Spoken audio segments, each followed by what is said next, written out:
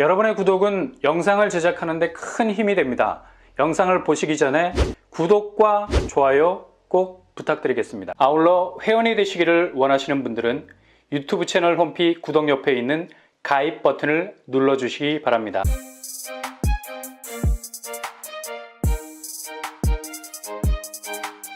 안녕하세요. 뻔뻔한 복덕방입니다. 상반기 분양했던 아파트들 과연 기대만큼 2배 이상의 가격대로 치고 올라갔을까요? 그렇게 치열한 경쟁률만큼 뜨거운 집값 행진을 나타내야 하는데 이건 뭐 시세만 봐도 답이 딱 나오죠.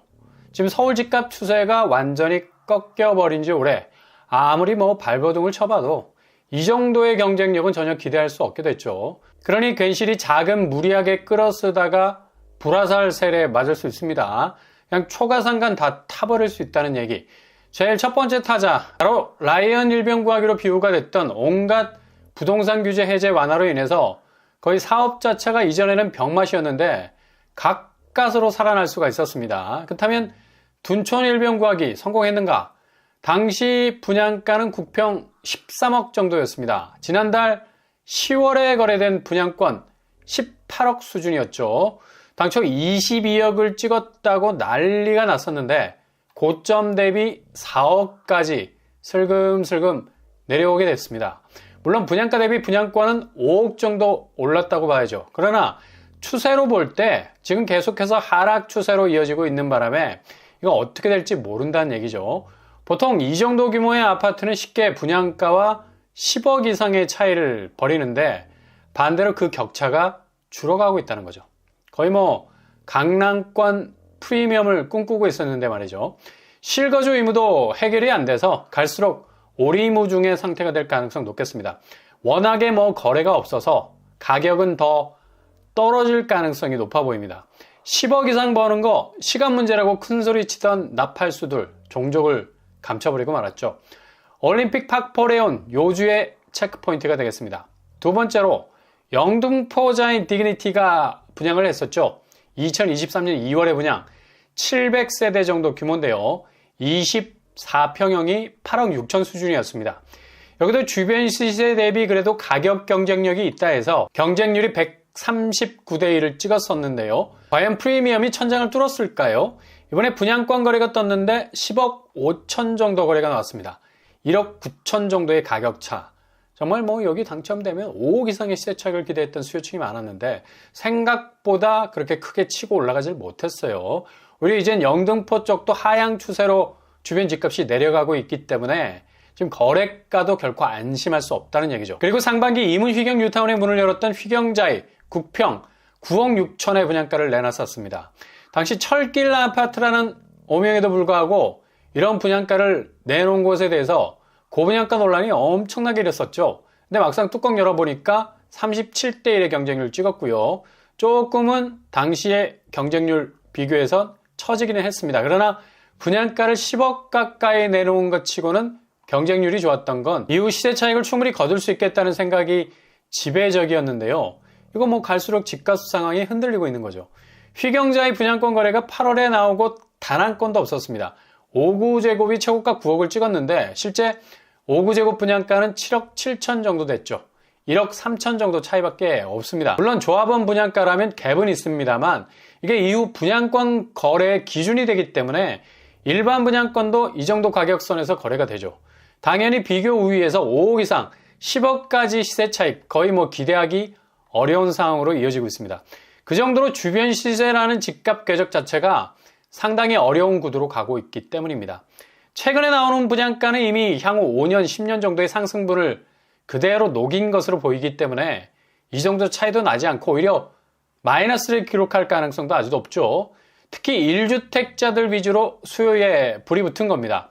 이게 반등이다, 신고가다라면서 상반기 분위기를 띄우고 특히 서울 신축은 내가 분양가로 낸 돈보다 2배 정도 프리미엄을 확보할 수 있다는 버리지 못한 신념 때문에 과열 양상으로 갔던 거죠. 그러나 실제로 현실은 집값이 그리 탄탄하지 못하고 오히려 하락세를 이어가면서 분양권 거래에서 예전처럼 미친 듯한 시세 차익을 내놓지 못하고 오히려 이거 뭐 본전치기나 마이너스로 돌아설 확률이 높아졌다는 겁니다. 그리고 휘경자의 바로 뒤를 이어서 분양한 청량리 롯데캐슬 하이루체. 여기도 24평형이었는데 분양가는 8억 3천대. 당시 경쟁률 183대 1이라는 정말 엄청난 경쟁률을 찍었었습니다. 청량리 개발이 한창이니 시세가 엄청나게 천장을 뚫고 갈 거라는 예상이 많았겠죠. 이번에 분양권 거래가 나왔는데요. 24평 8억 7천 수준입니다. 거의 분양가와 시세 차이가 없다고 봐야죠. 물론 조합원 분양권이기 때문에 실익은 있겠으나 이건 분양권 궤적으로 기록이 되기 때문에 이후 일반 분양권은 그대로 적용을 받게 됩니다. 액면으로 보자면 그렇게 집값이 미친 듯한 프리미엄은 만들어내지 못한다는 거죠. 그 연말로 이어지고 내년 상반기로 가면서 상황은 더욱 심각해지고 분양권 거래도 마이너스가 나올 가능성 아주 많다고 볼 수 있어요. 그리고 롯데캐슬 이스트볼, 여기 지금 서울에서 평범하게 나오는 분양가 14억의 시대를 활짝 열어젖힌 곳이죠. 84제곱이 13억 9천에 분양을 했었습니다. 당시 경쟁률은 정말 고분양가로 뽑았어도 78대 1을 찍을 정도였고요. 주변 시세를 보시면 자양동 레미안 파크 스위트 14억 2천에 거래가 돼서 하락세 보이고 있고요. 액면으로 따져보자면 분양가와도 별 차이가 없습니다. 확장비, 옵션비, 세금까지 더하면 분양가가 더 많이 나가겠죠. 이렇게 점점 하반기로 들어올수록 분양권 프리미엄은 자취를 감추고 있어요. 이게 바로 서울 집값의 현주소입니다. 분양권 거래는 매매 시장의 선제지표인데 향후 서울 집값 자체가 분양권 마이너스 프리미엄으로 돌아설 기미가 보이면서 동시에 엄청난 낙폭으로 하락할 가능성이 그 어느 때보다도 높다는 거죠. 가장 최근에 분양했던 레미안 라그란데 84제곱 10억 9천에 분양을 했었습니다. 경쟁률도 60대 1로 어마무시했고요. 조합원 분양권 거래를 보면 11억 5천 선에 거래가 됐죠. 당연히 조합원은 프리미엄 가져갔겠지만 일반 분양권은 액면가 이후 이 기준점으로 거래가 될 것이기 때문에 이거 거의 1억 5천 정도 수준의 격차밖에 안 난다는 그런 결과가 나온다는 얘기죠.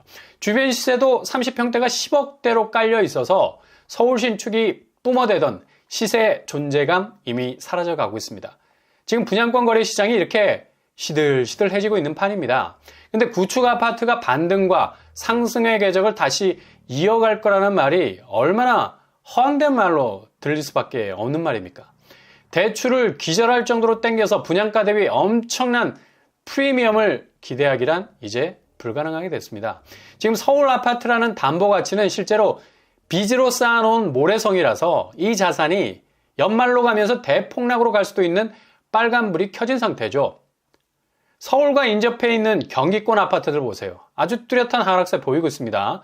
경기도 4억 가까이 떨어진 곳이 지난주 등장을 했고요. 인천 역시 30% 이상 하락하고 있습니다.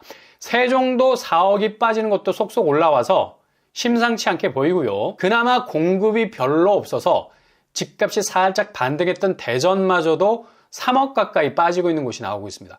대구는 살짝 회복 기미를 보이더니만 이내 3억 이상이 수두룩하게 깔리고 있고요.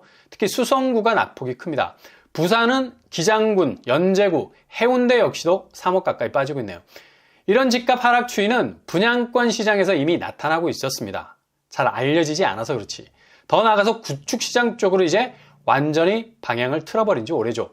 더욱이 경기 침체, 더욱 심각해질 전망이어서 부동산 집값은 연말로 갈수록 나락줍기도 가능할 만큼의 폭락 양상으로도 전개가 될 수 있을 것 같네요.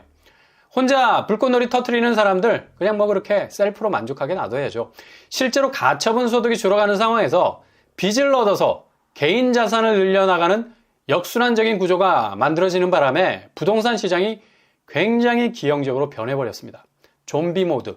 그냥 내 집은 끝까지 살아날 거라는, 그냥 시즌 오프해야 할 시점인데도 말이죠. 엄청난 시세 차익을 거둘 거라는 기대감은 마이너스 P라는 부메랑으로 돌아올 수 있는 가장 위험한 상황이 될 수도 있겠습니다.